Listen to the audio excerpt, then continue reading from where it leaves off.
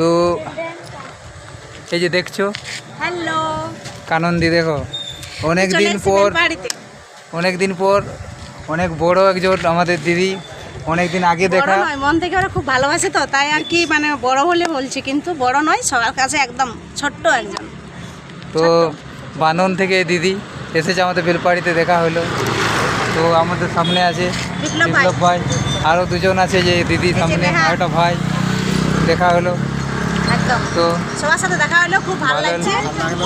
আর সুখদেব ভাইয়ের সাথেও দেখা হলো, কারণ কি সত্যি 6-7 মাস হয়ে গেছিলো আমাদের দেখা হওয়া, আর এদিকে আসিনি বলে দেখা হয়নি। তো বন্ধুরা তোমরা একটা জিনিস দেখতে পাচ্ছ, সেম কমন ডায়লগ মারছে, একটা আলাদা ডায়লগ এরা কোনো দিতে পারছে না, সেই 6 মাসের ঘটনা তুলে ধরেছে, আর কোনো ধরতে পারছে না। অনেকদিন পর দেখা হলে যাই হয়। হ্যাঁ একদম, অনেকদিন পর দেখা হলো, সত্যি মন থেকে খুব খুশি হলাম।